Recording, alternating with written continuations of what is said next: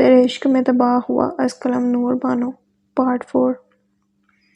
حجاج اس وقت 5 star hotel کے lounge میں بیٹھا تھا۔ اس کے مقابل صوفے پر سیاہ فارمل سوٹ میں ڈی سلوا کا رائٹ ہینڈ بیٹھا ہوا تھا اور پیچھے چند گارڈز بھی کھڑے تھے۔ لاؤنج کی دیوار کی بلند قامت کھڑکی سے سورج کی روشنی شیشے سے ٹکراتے ہوئے ماربل کے فرش کو چمکا رہی تھی۔ اونچی چھت سے لٹکے ہوئے شیشے کے قیمتی فانوس میں حجاج کا عکس دکھائی دے رہا تھا۔ معاہدے کے مطابق ویپنز کی سپلائی اب تک نہیں ہوئی، جس کی وجہ سے ہمارا کافی نقصان ہوا ہے۔ باس اس حوالے سے آپ کے ساتھ میٹنگ کرنا چاہتے تھے، اس لیے آپ کو فوراً سری لنکا بلایا ہے۔ اپنے باس کا پیغام دینے کے بعد وہ کچھ سیکنڈ دھڑکتے دل کے ساتھ حجاج کو رد عمل کی توقع لیے دیکھتا رہا۔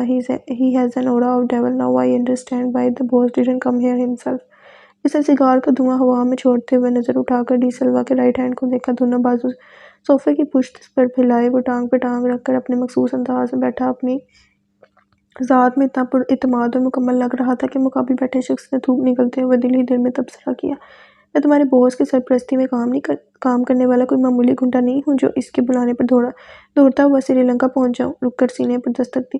میں 6 فٹ 4 انچ کا مرد ہوں جو رشیا پر حکومت کرتا ہے۔ یہ پورا ملک میری فنگر ٹپس پر چلتا ہے لڑکے۔ وہ جب بولا تو اس کے انداز میں بادشاہ جیسا قہر تھا، عدالتی چارم تھا۔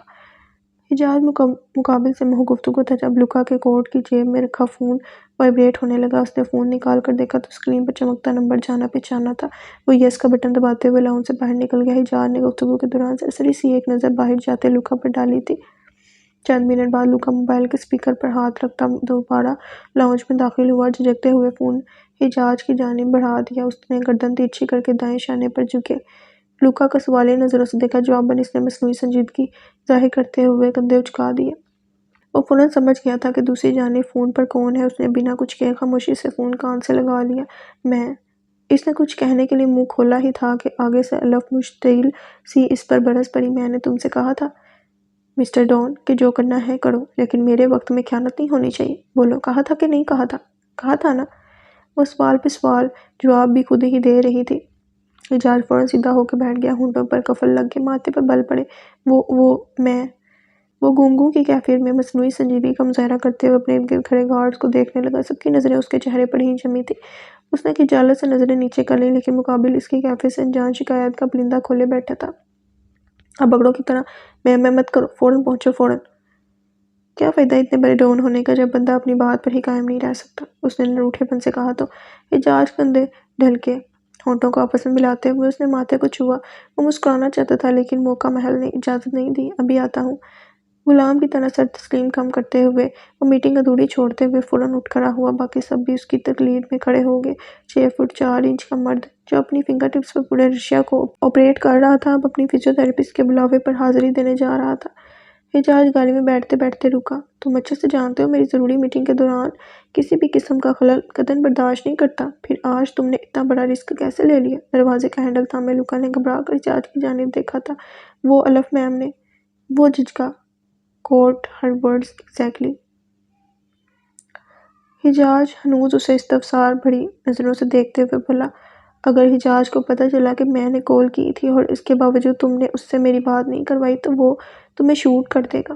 سوری سر، اس نے احتیاطاً اضافہ کیا۔ الف بالکل درست کہہ رہی تھی، اس نے دھیمی آواز میں کہا، اور سیاہ چشمہ آنکھوں پہ چڑھاتے ہوئے وہ گاڑی میں بیٹھ گیا۔ اس کے ہونٹوں پر اچانک بہار آ گئی تھی۔ اگلے 25 منٹ بعد حجاج یوسف زنتانی اپنے گھر کے بیک یارڈ میں لگی الف داؤد ابراہیم کی عدالت میں مجرم کی طرح پیش ہوا تھا۔ دونوں ہاتھ مؤدبانہ انداز میں باندھے وہ الف کے سامنے کھڑا تھا جو سنگل صوفہ پر سیٹ پر ٹانگ ٹکائے دونوں ہاتھ سینے پر لپیٹے غصے سے دوسری جانب دیکھ رہی تھی۔ فرمائیے محترمہ، آپ کا گنہگار آپ کے سامنے ہے، کیا سزا ہے میری خطا کی؟ سردیوں کے دن تھے، ہوا میں ہلکی کنکی موجود تھی لیکن ہلکی ہلکی دھوپ کی وجہ سے ناگواری کا احساس نہیں دے رہی تھی۔ الف نے گردن موڑ کر سورج کی شعاعوں میں نظر آتے اس کے خوبصورت چہرے کو دیکھا۔ حجاج نے سفید شرٹ اور سیاہ پینٹ پر سیاہ رنگ کا لمبا سا کوٹ پہنا ہوا تھا، گلے میں اسکارف اور ہاتھوں میں گلوز پہنے ہوئے تھے۔ اس کی شہد رنگ آنکھیں دھوپ میں مزید دلکش لگ رہی تھیں۔ کان پکڑو اور سٹ اپس لگاؤ 10 دفعہ۔ چند منٹ گزر جانے کے بعد الف نے اسے سنجیدگی سے گھورتے ہوئے کہا، ٹیبل پر فوڈز رکھتے ہوئے بٹلر کا ہاتھ لمحے 2 لمحے کے لیے ساکت ہوا۔ پیچھے کھڑے حجاج کے گارڈز اور لوکا کی آنکھیں بھی حیرت سے باہر آ گئیں۔ یہ ایک دم سب کو سام سونگ گیا۔ اس لڑکی کی ہمت کو 21 توپوں کی سلامی بھی کم پڑے گی، لوکا نے محض سوچا۔ بولنے کا تو سوال ہی پیدا نہیں ہوتا تھا۔ جی آپ کی کمٹمنٹ توڑنے کی سزا ہے۔ وہ ایک بار پھر نظریں پھیر گئی۔ میں تنہائی چاہتا ہوں، حجاز نے تحکم سے کہا تو سب وہاں سے جانے لگے۔ لیکن میں نہیں چاہتی۔ اگلے ہی پل سب رک گئے۔ حجاز نے گہری سانس لی۔ وہاں موجود سبھی لوگوں نے اپنا رخ پھیر لیا۔ الف نے چونک کر اعتراف میں کھڑے گارڈز اور ملازمین کو دیکھا تھا۔ پھر الف نے حجاز کو اپنے ہاتھ کانوں تک لے جاتے ہوئے بھی دیکھا تھا، جبکہ پشت ان دونوں کی طرف تھی۔ لیکن مینشن کے گرد و نواح میں موجود ملازمین اور وہاں موجود گارڈز نے حیرت سے آنکھیں موند لی تھیں۔ اچانک ہی ماحول میں سنجیدگی کا عنصر شامل ہوا تھا۔ الف داؤد ابراہیم وہ واحد عورت تھی جس نے اس شیطان کو انسان بنا دیا تھا۔ الف کے ہونٹ مسکراہٹ میں ڈھلے۔ وہ حجاز کو اس طرح سٹس اپ لگاتا دیکھ کر محظوظ ہوئی۔ آخری سٹ اپ لگا کر حجاز سیدھا ہوا۔ گلوز اتار کر ٹیبل پر اچھالتا وہ اب گلے سے سکارف کھینچنے لگا۔ ہوا اچانک تیز ہوئی، جس سے درخت کی گھنی شاخیں ہلنے لگیں۔ دھوپ ہلکی ہوئی تو کھنگی کا احساس بڑھ گیا۔ حجاز آہستگی سے الف کے قدموں میں پنجوں کے بل بیٹھا تو وہ سیدھی ہو گئی۔ صرف تمہیں اجازت ہے مجھے آسمان سے اٹھا کر زمین پر پھینکنے کی۔ مجھے تمہارے آگے سر جھکانا پسند ہے۔ آج سے پہلے وہاں موجود کسی بھی شخص نے حجاز یوسف زندانی کو کسی عورت کے قدموں میں اس طرح سے بیٹھتے ہوئے نہیں دیکھا تھا۔ یہ پہلی بار تھا۔ الف کا دل زور سے دھڑکا تھا۔ کوئی رد عمل دینا تو دور وہ پلکیں بھی نہ جھپکا سکی۔ اور تمہاری یہ آنکھیں۔ رک کر اس کی سنہری آنکھوں کو الفت سے دیکھا۔ حجاز یوسف زندانی ان آنکھوں کا مرید ہو گیا ہے۔ وہ تھوڑا سا آگے جھکتے ہوئے آہستگی سے بولا اور الف کا اوپر کا سانس اوپر اور نیچے کا نیچے ہی رہ گیا۔ تم خاموش کیوں ہوگی؟ الف کی خاموشی نے اسے بے چین کیا۔ الف کے تو لبوں پر قفل لگ گئے تھے۔ وہ گم گم اسے دیکھتی رہ گئی۔ پلیز بولتی رہا کرو، تمہاری آواز میری سماعتوں کو تسکین دیتی ہے۔ رسان سے کہتے ہوئے اس نے اپنا سر الف کے گھٹنوں پر ٹکا دیا۔ ہوا ایک بار پھر تیز ہو گئی تھی، لیکن اب ہوا میں گھلی کھنکی ناگواری کا احساس نہیں دے رہی تھی۔ محبت اب ایک ایسا جذبہ ہے جو انسان کی روح کو دھو کر اس طرح سے پاک کر دیتا ہے کہ رائی برابر نفرت کی بھی گنجائش نہیں رہتی۔ رات میں تیار ہو جانا۔ وہ سر اٹھاتے ہوئے بولا، کیوں؟ ہم کہیں جا رہے ہیں؟ اس کے سوال پر حجاز اس بات میں سر ہلاتے ہوئے کھڑا ہو گیا۔ کدھر جا رہے ہیں اور کیوں؟ پہلے بتا دیتے، مجھے تیار ہونے میں وقت لگتا ہے۔ وہ بھی بے نیازی سے کہتے ہوئے کرسی سے اٹھ گئی۔ الف گہری سانس پھیپھڑوں پہ اتارتے ہوئے حجاز نے سنجیدگی سے اس کے چہرے کو دیکھا تو اس کی زبان پر بریک لگا۔ کیا تم خاموشی اچھی لگتی ہو؟ الف جو پوری توجہ سے اس کو سن رہی تھی ایک دم بھپڑی۔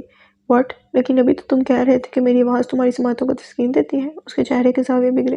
میں جھوٹ بول رہا تھا۔ دونوں ہاتھ جیب میں ڈالتے ہوئے اس نے مصنوعی سنجیدگی کا مظاہرہ کیا۔ تو تم حجاز تم کبھی نہیں سدھر سکتے۔ I hate you. لمحوں میں الف کے تاثرات 100 سے 0 ہوئے تھے۔ تم ایک نمبر کے جھوٹے مکار اور منکر انسان ہو۔ خود چلے جانا جہاں بھی جا رہے ہو۔ میں نہیں جانے والی۔ اف، تمہاری زبان ہے دو دھاری تلوار۔ حجاز مسکراہٹ ضبط کرتا اسے مزید سلگا گیا تھا۔ اس کی ڈٹائی الف کے سر پر لگی تلووں میں بجھی تھی۔ جنگلی انسان، جہنمی انسان۔ سب کے سامنے حجاز کو سنہری القابات سے نوازتے ہوئے وہ غصے سے پاؤں پٹکتی اندر چلی گئی تھی اور وہ اس کی لال بہ منقع ہوتی صورت سے محظوظ ہوتا گردن پیچھے پھینک کر معنی خیزی سے مسکرا رہا تھا۔ لوکا نے چپکے سے گردن موڑ کر پیچھے دیکھا۔ حجاز کو ہنستا دیکھ کر اس کی آنکھوں میں افسوس ابھرا۔ بیچارے میرے بوس، جب سے ان کی زندگی میں یہ چٹان بھر کی لڑکی آئی ہے، ان کا تو سارا رعب اور دبدبہ ہی ختم ہو گیا ہے۔ اب کیا بنے گا اس رشین ڈون کا؟ سر کو بزرگوں کے انداز میں نفی میں ہلاتے ہوئے اس نے تبصرہ کیا اور پھر گردن دوبارہ موڑ کر سیدھا کھڑا ہو گیا۔ میں نے کہا تھا نا ڈیوڈ، ہر انسان کے اندر کوئی نہ کوئی خلا موجود ہوتی ہے۔ حجاز یوسف زندانی کی وہ خلا یہ ہے۔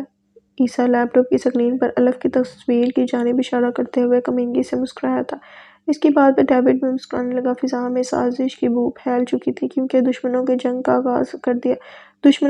آغاز کر دیا تھا۔ تمہیں پتہ ہے ڈیوڈ، پہلے میں اس کی جان لینا چاہتا تھا، اسی طرح جس طرح سے اس نے عثمان کی جان لی تھی، لیکن اب میرا مقصد صرف اسے جان سے مارنا نہیں ہے۔ وہ کوٹ کے بٹن کو مقفل کرتے ہوئے اپنی کرسی سے کھڑا ہو گیا تو ڈیوڈ بھی فوراً اس کی تقلید میں اپنی جگہ سے کھڑا ہو گیا۔ اب میں چاہتا ہوں کہ وہ زندہ رہ کر وہ ساری عزتیں خود محسوس کرے جو میں نے محسوس کی ہیں۔ جو لوگ دل میں قیام کرتے ہیں ان کی دوری برداشت کرنا کس قدر مشکل ہوتا ہے، یہ حجاز یوسف زندانی کو اب پتہ چلے گا۔ اس کمرے کے پرسکون گوشے میں ایک چھوٹا سا بار تھا۔ عیسیٰ چھوٹے ڈگ بھرتا کاؤنٹر تک گیا۔ وہاں وائٹ وائن کی بوتل رکھی تھی۔ اس نے وائن کی بوتل کا ڈھکن کھولا اور سیدھا بوتل کو لبوں سے لگا لیا۔ مجھے اس دن کا انتظار ہے جب وہ الف کی جدائی میں بلک بلک کر روئے گا۔ اذیت اور گھٹن اس کا سینہ چاک کرے گی۔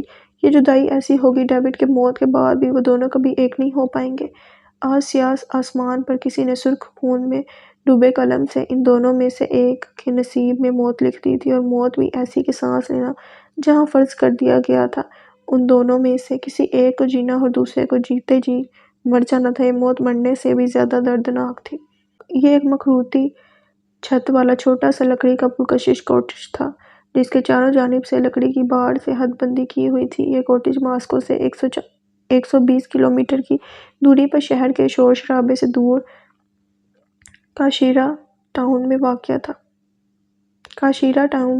تھا۔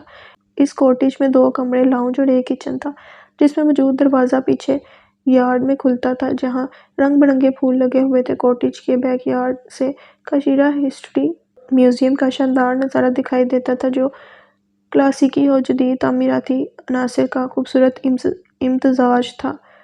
چلو منہ کھولو، اندر کمرے میں آؤ۔ تو فیبا نامی ادھیر عمر نرس پنجوں کے بل بیٹھی پچھلے آدھے گھنٹے سے ریٹا کے تلے کر رہی تھی، مگر وہ ہمیشہ کی طرح بضد تھی کہ وہ دوائی کھائے گی تو صرف لوکا کے ہاتھ سے، ورنہ نہیں کھائے گی۔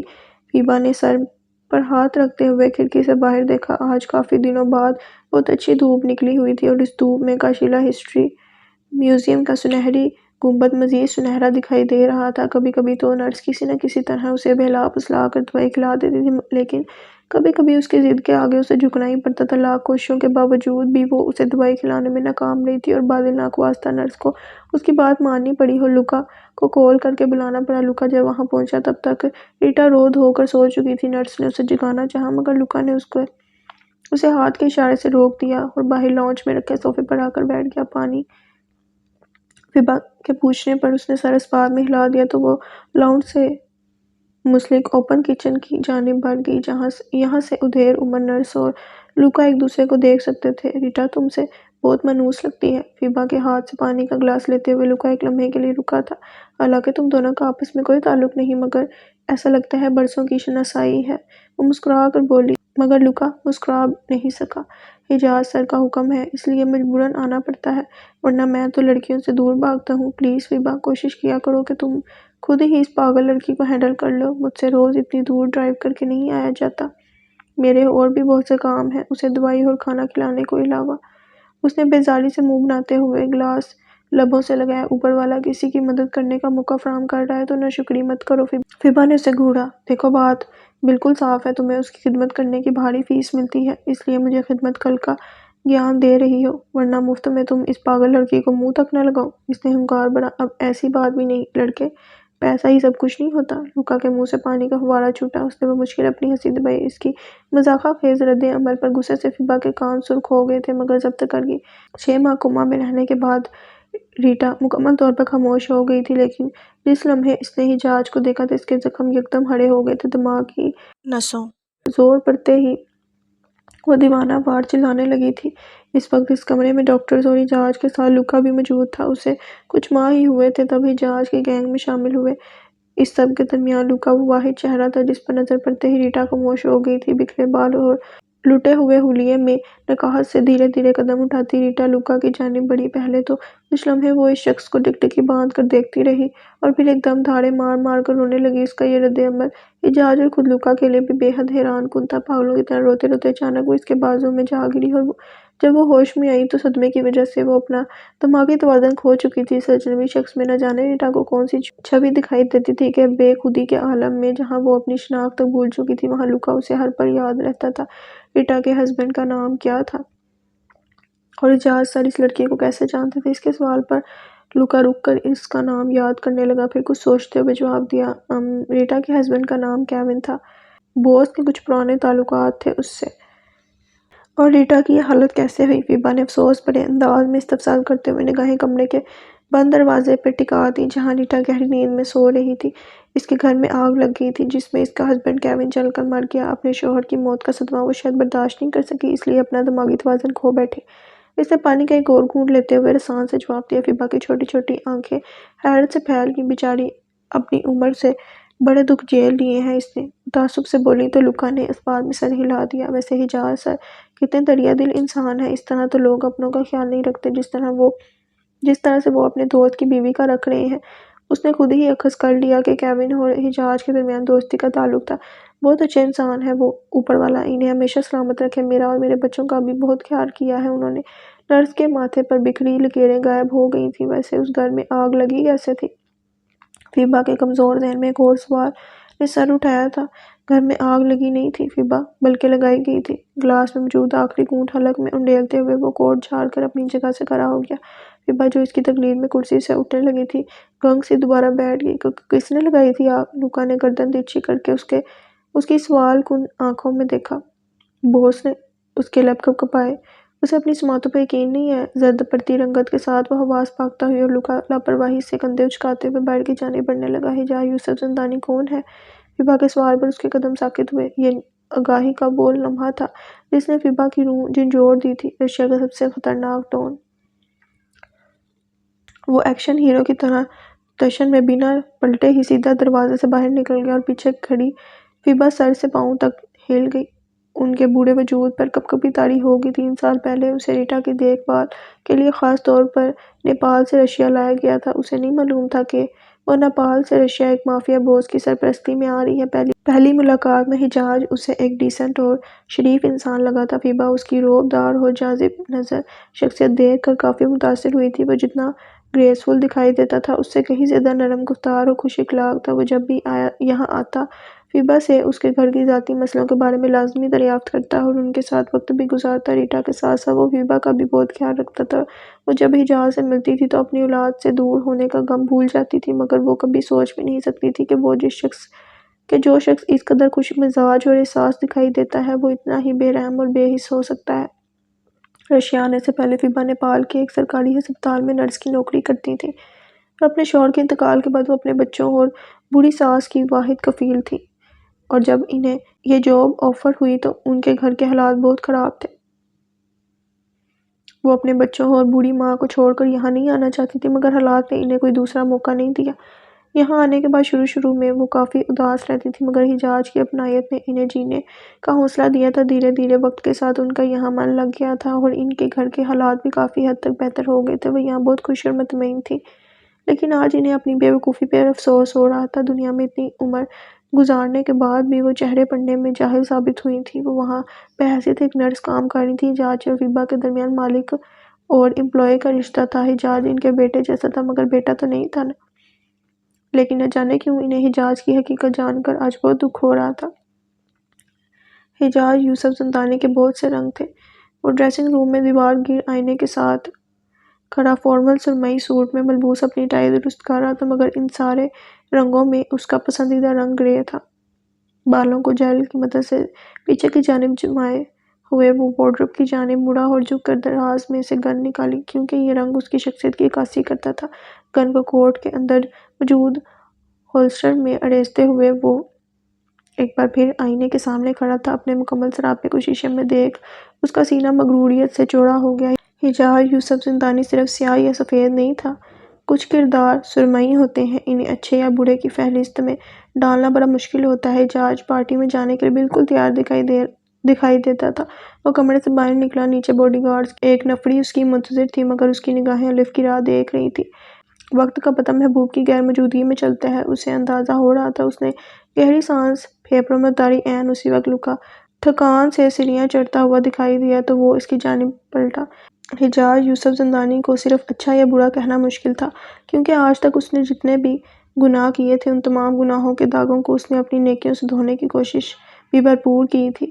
آج جلدی آگے تم۔ حجاز جانتا تھا وہ اس وقت کہاں سے آ رہا ہے۔ جی بوس، میں جب تک وہاں پہنچا ریٹا سو چکی تھی۔ وہ دونوں ہاتھ آگے باندھتے ہوئے مؤدبانہ لہجے میں بولا۔ اس کی حالت میں کوئی بہتری آئی؟ حجاز نے کچھ سوچتے ہوئے پوچھا۔ لوکا نے خاموشی سے سر نفی میں ہلا دیا۔ اس کے جواب پر حجاز کا رنگ بدلا تھا۔ کہیں اندر دل میں ہلکا سا پچھتاوا ہوا تھا۔ وہ اچھا نہیں تھا، مگر اتنا برا بھی نہیں تھا۔ یہ تھا حجاز یوسف زندانی جو اپنے گناہوں کا بوجھ اس طرح سے ہلکا کرتا تھا۔ اس کے کام کا اصول تھا۔ وہ عورتوں اور بچوں کے ساتھ کبھی زیادتی نہیں کرتا تھا، مگر وہ اپنے دشمنوں کو چھوڑتا بھی نہیں تھا۔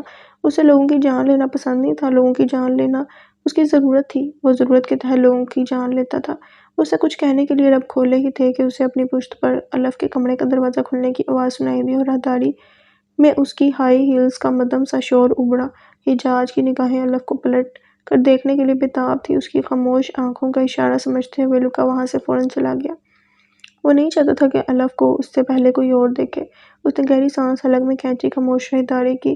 ماربل فرش پر وہ ایسکی سے پلٹا، اس کی نگاہیں الف کو دیکھ کے ٹھہر سی گئیں۔ وہ سرخ رنگ کے گاؤن میں بلاگ ہی خوبصورت لگ رہی تھی، بالوں کو کرل کر کے دونوں جانب سے آگے کی طرف پھیلایا ہوا تھا، کانوں میں ننھے سے ڈائمنڈز چمک رہے تھے۔ حجاج کی شہد رنگ آنکھیں چمکیں اور اس کے چہرے پر ہلکی سی مسکراہٹ نمودار ہوئی۔ اس نے نظریں جھکا لی تھیں، اس کا دل بہت تیزی سے دھڑک رہا تھا۔ حجاج نے ضبط سے اپنے دل پر ہاتھ رکھا۔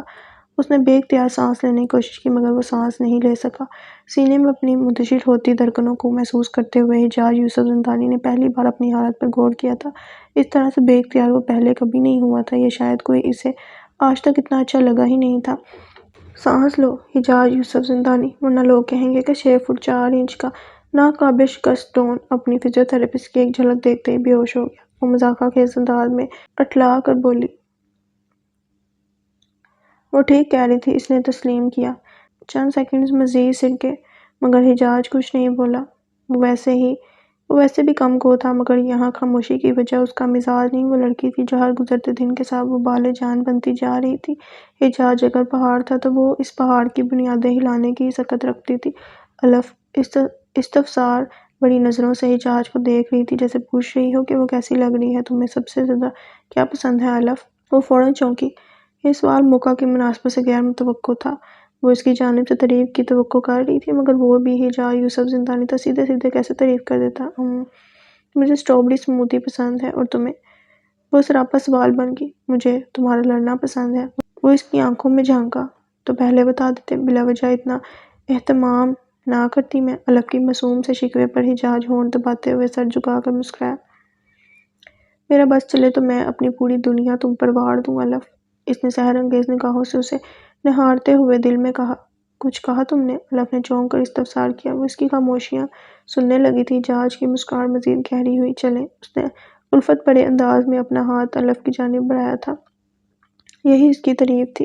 وہ تعریف لفظوں سے نہیں کرتا تھا، اس کے سحر انگیز آنکھیں کافی تھیں، وہ سب کچھ ظاہر کرنے کے لیے جو اس کے دل میں پوشیدہ تھا۔ الف نے ایک نظر حجاج کے چہرے پر ڈالی، اس کی آنکھیں منتظر تھیں۔ بڑے ادا سے شانے اچکاتے ہوئے الف نے اس کے بڑھے ہوئے ہاتھ کو نظر انداز کر دیا، اس کے بغل سے نکل کر آگے بڑھ گئی۔ حجاج فلفتگی سے مسکراتے ہوئے سیڑھیوں کی جانب پلٹا، مگر وہ جا چکی تھی۔ اس نے اپنے سینے پر ہاتھ رکھ کر زور سے آنکھیں مینچیں۔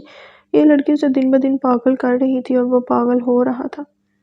اس کی گاڑی ایک خوبصورت سی سیاہ شیشوں سے ڈھکی عمارت کے سامنے جا کر رکی تھی۔ فرش سے چھت تک جاتی کھڑکیوں اور شیشے کی بلند قامت دروازوں والی یہ عمارت دراصل حجاج کے دوست کی آرٹ گیلری تھی۔ اطراف میں نظر دوڑانے کے بعد گارڈز ان کے لیے گاڑی کا دروازہ کھولا، اور ان کے حصار میں ہی حجاج اور الف گیلری میں داخل ہوئے تھے۔ تمہارے گارڈز ملک الموت کی طرح یہاں ہمیشہ سر پر کیوں سوار رہتے ہیں؟ وہ بگڑ کر بولی تو حجاج نے ہاتھ کے اشارے سے پیچھے چلتے گارڈز کو ہٹنے کا اشارہ دیا۔ میں بہت تنگ آ گئی ہوں ان بلا وجہ کے پروٹوکول سے۔ وہ کہتے کہتے پلٹی تھی، ماتھے کی سلوٹیں اور ناک پر بیٹھا غصہ بروقت غائب ہوا تھا۔ وہ ناراضگی کے سارے موقع چھین لیتا تھا، بڑا مشکل تھا اس سے ناراض ہونا۔ تمہاری حفاظت کے لیے غلام موجود ہیں، تو پھر گارڈز کی کیا ضرورت؟ حجاج کے ہونٹ مسکراہٹ میں ڈھلے۔ اتنے میں گلابی اور سفید ٹائی ڈائی سوٹ میں ملبوس ایک شخص حجاج کی طرف آیا، اور اس سے مصافحہ کرتے ہوئے اس کے دونوں گالوں پر دور سے باری باری بوسہ دیا۔ میں شو میں آنے کا بہت شکریہ۔ حجاج سے ہاتھ ملاتے ہوئے اس شخص نے اپنے گلابی اور سفید شیشوں کے پیچھے سے الف کی طرف دیکھا۔ وہ ایک لمحے کے لیے اوکورڈ ہوئی۔ یہ الف داؤد ابراہیم ہے، اور میرے لیے بہت خاص ہے۔ حجاج ستائش بھری نظروں سے الف کی جلد رنگ ہوتی آنکھوں میں دیکھتے ہوئے بولا۔ اس سے بہتر تعارف اس کا کیا ہو سکتا تھا؟ وہ شخص کمال تھا، آنکھوں میں دیکھ کر اس کے اندر کا حال سمجھ لیتا تھا۔ وہ میں دیکھتے ہی سمجھ گیا تھا، کیونکہ اتنے سالوں میں پہلی بار حجاج یوسف زندانی محفل میں کسی لڑکی کے ساتھ آئے ہیں۔ وہ معنی کے انداز میں جتاتے ہوئے بولا تو الف نے چور نظر سے حجاج کی جانب دیکھا، جو خجالت سے بار بار پہلو بدل رہا تھا۔ اس کے سرخ ہوتے گال دیکھ کر الف نے ہونٹ دبا کر اپنی مسکراہٹ پر لگام لگائی۔ خیر، میرا نام بینیتو مسولینی ہے۔ میری محفل میں شرکت کرنے کا ایک بار پھر سے شکریہ۔ اس سے پہلے کہ انتظار کریں باقی لوگوں کو اندر جانے کی اجازت دی جائے، براہ کرم اپنے ارد گرد ایک نظر ڈالیں، جلد ہی آپ دونوں سے دوبارہ ملاقات ہوگی۔ بینیتو VIP پروٹوکول دیتے ہوئے بولا، اور دروازے سے داخل ہونے والے ایک دوسرے جوڑے کی جانب بڑھ گیا۔ حجاج اسے دیوار پر لٹکی پینٹنگز کی طرف لے جاتا ہے۔ جو سفید چمکدار دیوار پر خوبصورتی کی انتہا کر رہی تھی۔ مجھے معلوم ہے تمہارے دماغ میں کیا سوال گردش کر رہا ہے، اعجاز شرارت سے مسکراتے ہوئے آہستگی سے بولا۔ الف اس کی بات پر اسبات میں سر ہلا کر دیوار پر لگی ایک پینٹنگ کی جانب متوجہ ہو گیا۔ الف کو مبہوت سے پینٹنگ میں کھویا دیکھ کر وہ اس کی پشت سے جھانکتے ہوئے سامنے دیوار پر لگی پینٹنگ کو دیکھتا ہے۔ یہ ایک سرمئی بالوں والے گھوڑے کی تصویر تھی۔ حسین، وہ تعریف کیے بغیر نہ رہ سکا۔ تمہاری نظر میں دنیا کا سب سے وفادار جانور کون سا ہے؟ اس نے ہنوز پینٹنگ کو دیکھتے ہوئے استفسار کیا۔ کتا؟ نہیں، وہ ایڑیوں کے بل گھومی۔ پھر گھوڑا؟ وہ مسکرائی۔ میری نظر میں گھوڑا دنیا کا سب سے وفادار جانور ہے، کیونکہ اسے پتہ ہوتا ہے کہ میدان جنگ میں جان جانے کا خطرہ ہے، مگر اپنے مالک کی محبت میں گھوڑا جنگ کے میدان میں بھی اتر جاتا ہے۔ اعجاز اس کے مشاہدے پر لاجواب ہوا تھا۔ بیوٹی ود برین، اس نے اتنی آہستگی سے کہا کہ الف نے تقریباً سنا ہی نہیں۔ بینیتو ایک بہترین آرٹسٹ ہے، وہ اعتراف میں دوسری پینٹنگز کی جانب دیکھتے ہوئے بولا۔ میں نے کبھی سوچا نہیں تھا کہ تمہارے سرکل میں ایسے بہترین آرٹسٹ بھی موجود ہیں۔ اسے لگتا تھا کہ اعجاز صرف طریق اور سنجیدہ لوگوں کی طرف ہی راغب ہوتا ہے، لیکن اسے زندگی سے بھرپور اور روشن خیال انسان کے ساتھ دیکھ کر الف کو اچھا لگا۔ وہ میرے پسندیدہ ریسٹورانٹ میں ویٹر ہوا کرتا تھا۔ وہ ہمیشہ اداس اور اپنے کام میں غلطان رہتا تھا۔ میں نے اسے شاذ و نادر ہی مسکراتے ہوئے دیکھا ہوگا کبھی۔ میں اسے پھیکا یونیفارم پہنے اور میزوں پر انتظار کرتے نہیں دیکھ سکتا تھا۔ وہ بولتے بولتے دوسری پینٹنگ کی جانب مڑا۔ الف نے بھی اس کی تقلید کی۔ چنانچہ ایک دن میں نے اس سے پوچھا کہ وہ ویٹر ہونے کے علاوہ اپنی زندگی کے ساتھ کیا کرنا چاہتا ہے۔ تب اس نے مجھے بتایا کہ وہ ایک مصور ہے۔ پہلے میں نے اسے اپنی پینٹنگ دکھانے کے لیے کہا، اور واقعی وہ ایک باکمال مصور تھا۔ الف نے اپنے کندھے سے جھانک کر بینیتو کی طرف دیکھا، جو اپنے چہرے پر بڑی سی مسکراہٹ کے ساتھ لوگوں کا استقبال کرتے ہوئے گھوم رہا تھا۔ وہ واقعی میں خوش تھا۔ "You helped him, didn't you?"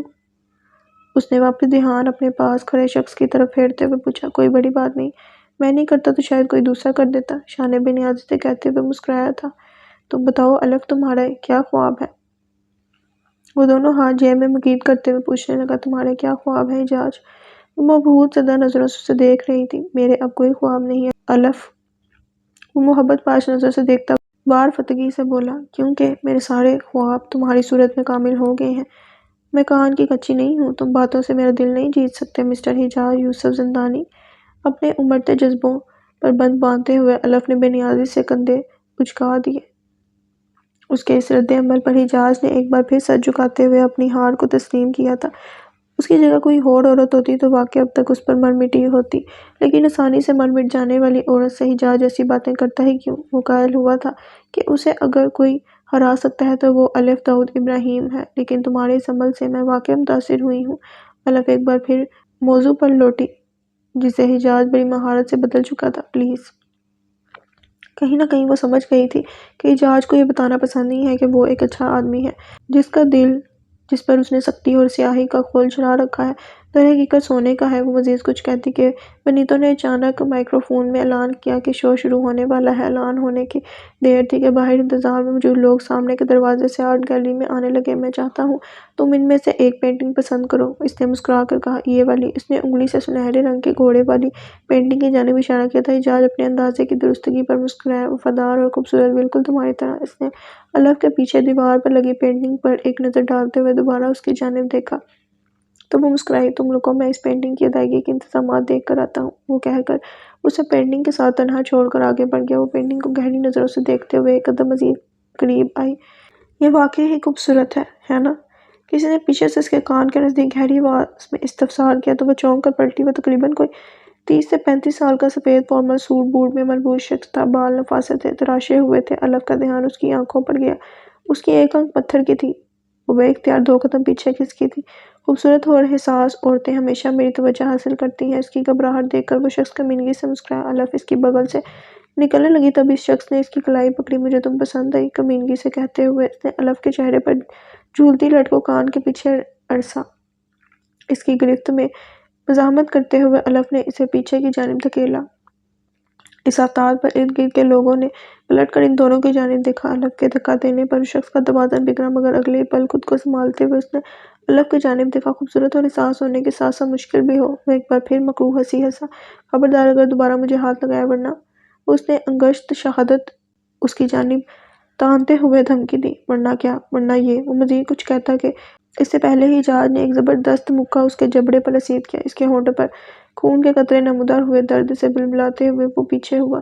Second کے 1000ویں حصے میں لوکا اور باقی گارڈ اندر آئے تھے۔ پرسکون سے ماحول میں اچانک ہی افراتفری مچ گئی تھی۔ الف نے گن لوڈ ہونے کی آواز سنی اور پلٹ کر حجاج کی جانب دیکھا۔ حجاج نے اسے گریباں سے دبوچا ہوا تھا اور گن اس کے سینے پر رکھتے ہوئے ٹریگر پر انگلی رکھی۔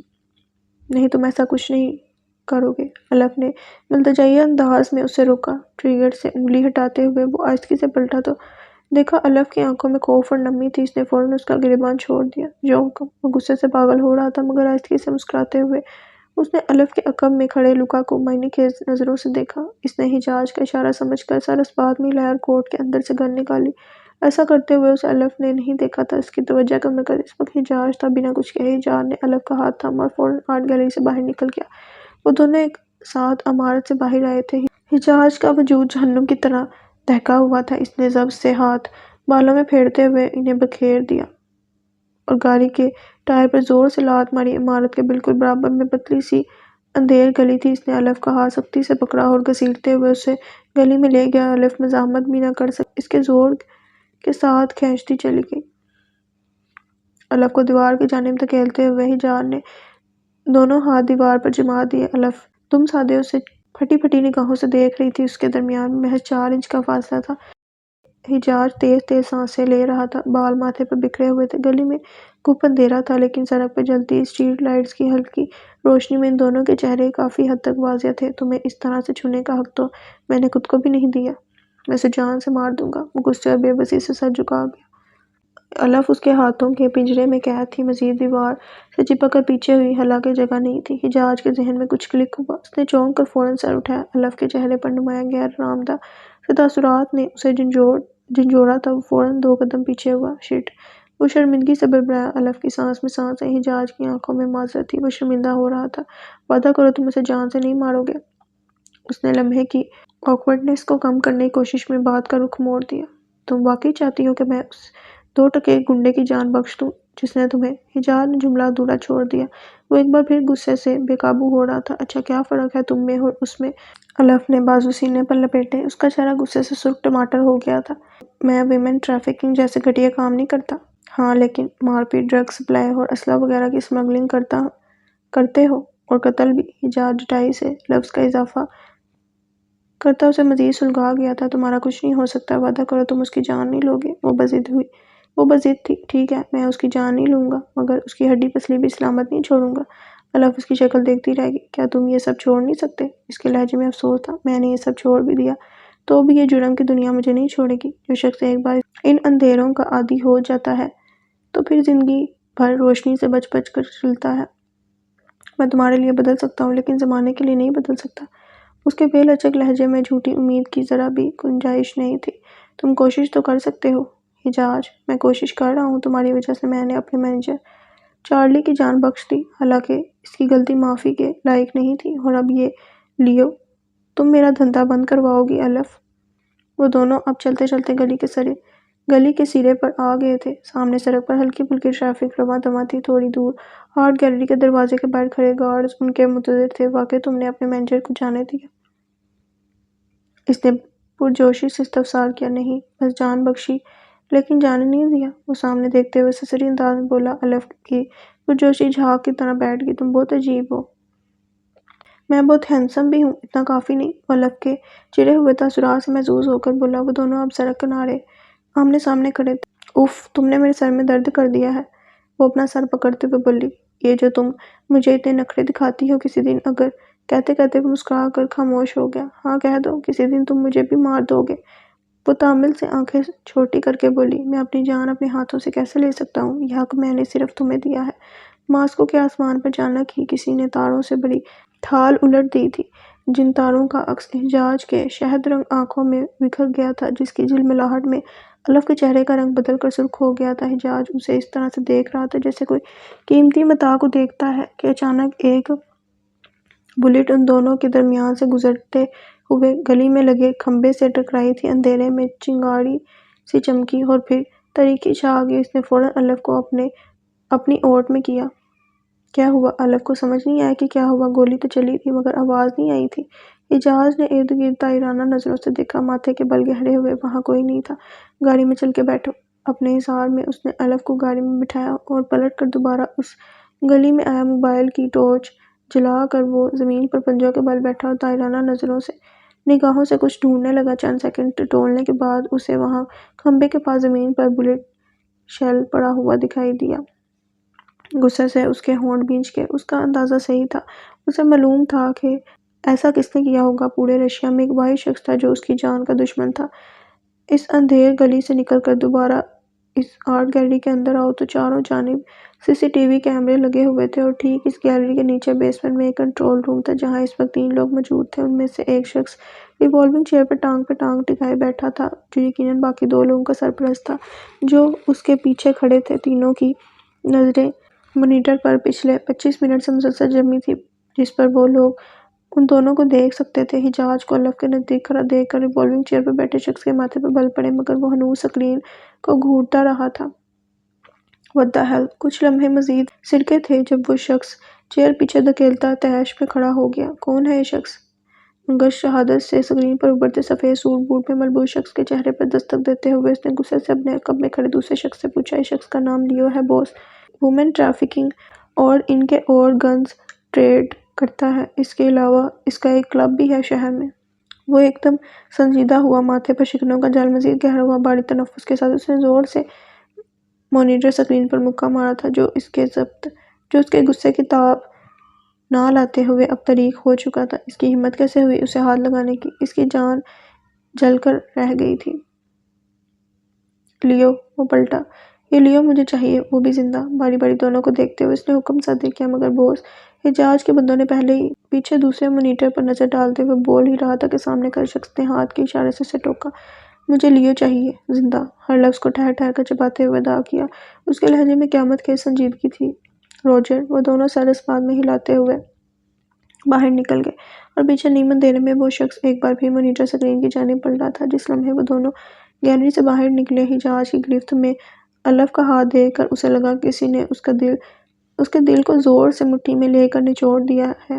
ہر وہ شخص جس نے تمہیں چھوا ہے الف خمیازہ بھگتے گا۔ میں ان سب کو تباہ کر دوں گا۔ اس کے انگ انگ میں جنون بھرپا تھا، ایسی تباہ خیزیاں کہ وہ پوری دنیا میں آگ لگا دیتا۔